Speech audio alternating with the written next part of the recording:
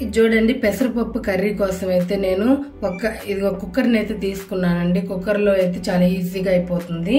ఇదిగోండి అయితే తీసుకున్నాను. ఒక గిద్దె అండి, ఇది చూడండి. ఒక గిద్దె అయితే పెసల్నైతే తీసుకున్నానండి. పెసరపప్పు కాదండి, సారీ. ఇదిగోండి ఒక గిద్దె అయితే,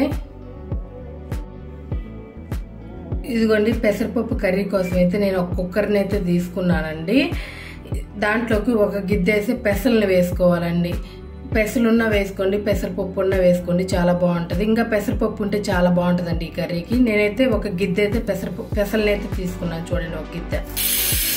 దీన్ని 2 or 3 times నీట్గా వాష్ చేసుకొని మంచినీళ్ళు పోసుకోవాలండి. చూడండి ఒక పెద్ద గ్లాసు అయితే నేను వాటర్ పోసుకున్నానండి. దీంట్లోకి ఏమేమి వేసుకోవాలో నేను చూపిస్తాను చూడండి. ఇప్పుడు కుక్కర్లోకి వేసుకోవాల్సినవండి. ఇదిగో నేను 3 పచ్చిమిరపకాయలు అయితే తీసుకుంటున్నానండి. 2 టమోటాలు, 2 పెద్ద సైజు టమోటాలని తీసుకున్నానండి. చూడండి పెద్ద సైజు టమోటాలు 2. ఒక ఆనియన్ తీసుకున్నాను. దీంట్లో హాఫ్ ఏమో ఇప్పుడు పప్పులో ఇది కర్రీలో వేస్తానండి. హాఫ్ ఏమో తిరగమాతలోకి వేస్తాను. దీంట్లో హాఫ్ ఏమో ఇప్పుడు కుక్కర్ విజిల్ పెట్టేటప్పుడు వేసుకోవాలి. హాఫ్ ఏమో తిరగమాత వేసేటప్పుడు వేసుకుందాం. వీటిని నీట్గా వాష్ చేసుకొని కట్ చేసుకోవాలండి. నీట్గా వాష్ చేసుకున్నాను 2 or 3 times. కట్ చేసుకుందాం. ఇదిగోండి సగం ఏమో తిరగమాతలోకి పక్కన పెట్టేసుకుంటున్నాను. హాఫ్ మాత్రం కట్ చేసుకోవాలి.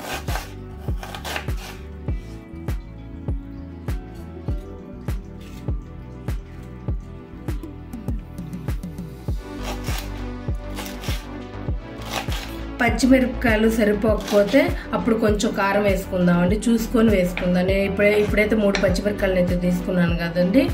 కొంచెం అయితే కారం అవసరం అవుతుంది. కొంచెం వేసుకుందాం. తర్వాత కర్రీ ఉడికిన తర్వాత వేసుకుందామండి.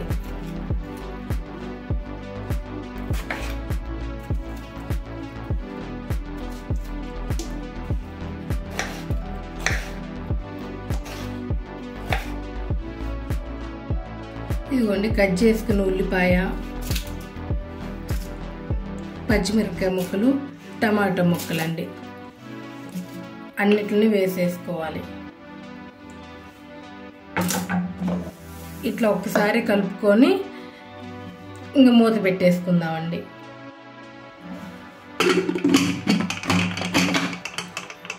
గ్యాస్ మీద పెట్టుకొని ఒక 4 విజిల్స్ అయితే ఉంచేసుకుందామండి. 4 విజిల్స్కి గ్యాస్ ఆపుకుందాం. గ్యాస్ మీద అయితే చూడండి కుక్కర్ని అయితే పెట్టేసుకున్నాం కదండి. ఇంకా ఆన్ చేసుకుందామండి.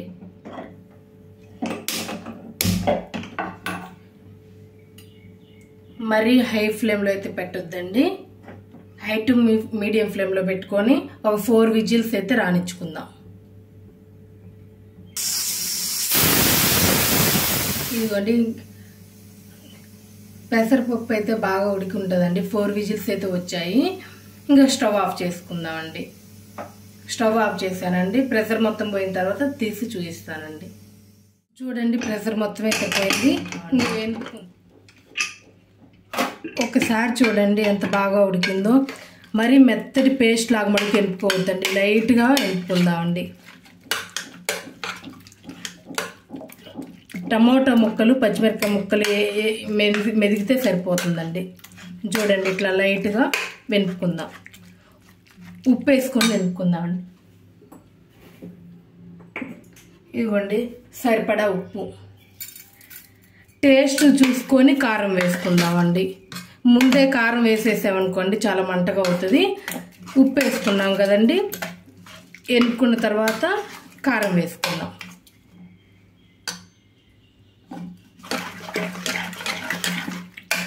మరి మెత్తగా మనకు ఎనుకోవద్దండి. కొంచెం పలుకు ఉంటేనే చాలా బాగుంటుంది తినడానికి.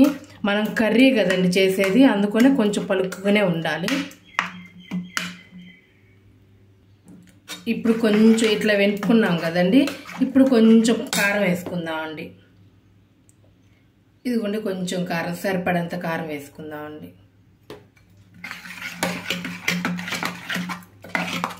ఇప్పుడు ఇంకా తాలింపు పెట్టుకోవాలండి. చూడండి ఇట్లా వెనుక్కుంటే సరిపోతుంది పలుకుగా.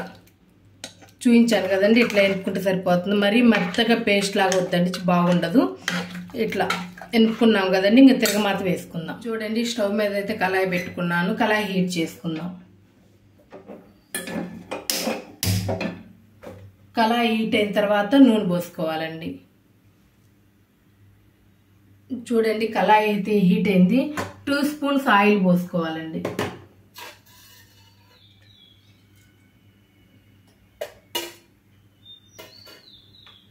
ఆయిల్ కూడా బాగా హీట్ అవ్వనివ్వాలండి.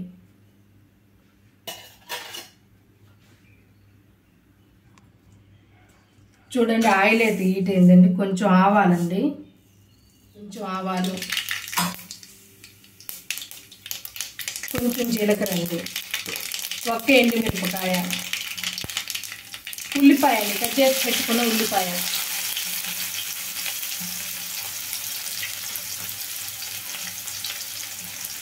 కరివేపాకండి.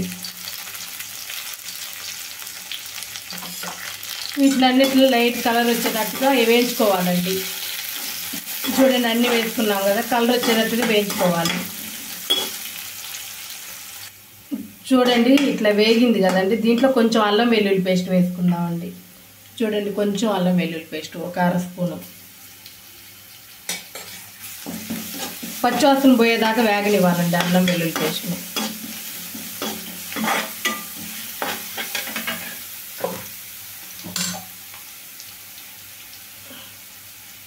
కొంచెం పసుపు అండి. ఇదిగోండి, అల్లం వెల్లుల్లి పేస్ట్ కూడా పచ్చివాసన పోయింది. కొంచెం ధనియాల పొడి వేసుకుందామండి.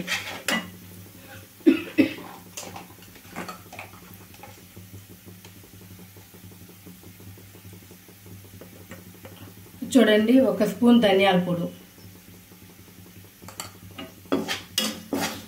ఇదిగోండి, ధనియాల పొడి వేసామండి. 1 సెకండ్ పాటు ఇట్లా మగ్గ పెట్టుకుందామండి.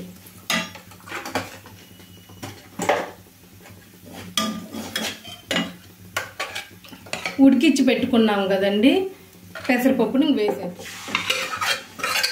చూడండి, మొత్తం ఇట్లా వేసేసుకుందాం. కుక్కర్లో కొంచెం వాటర్ పోసుకొని వేసేసుకుందామండి. కొంచెం వాటర్ కుక్కర్లో పోసుకొని ఇదిగోండి వేసేసుకుందాం. మనకి ఎంత టైట్గా కావాలా లూజ్గా కావాలా అనేది అడ్జస్ట్ చేసుకోండి.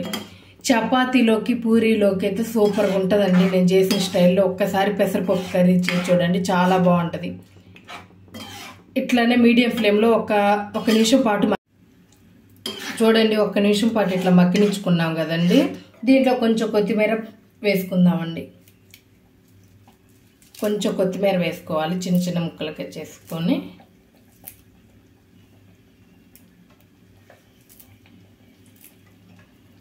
ఇది చూడండి, కొంచెం కొత్తిమీర అండి.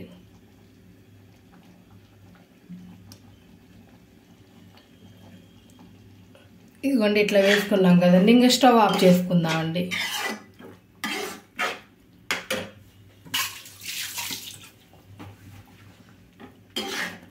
చపాతీలోకి కానీ పూరీలోకి కానీ ఈ కర్రీ పెసరపప్పు కర్రీ అదిరిపోతుందండి, చాలా బాగుంటుంది. నా స్టైల్లో ఒక్కసారి చేసి చూడండి. పదే పదే ఇట్లనే చేస్తారండి, పిల్లలకైనా చాలా బాగా నచ్చుతుందండి. ఇట్లనే నా స్టైల్లో ఒకసారి చేసి చూడండి. ఈ వీడియో కనుక నచ్చినట్లయితే లైక్ చేయండి, షేర్ చేయండి, కామెంట్ చేయండి. Please subscribe my channel.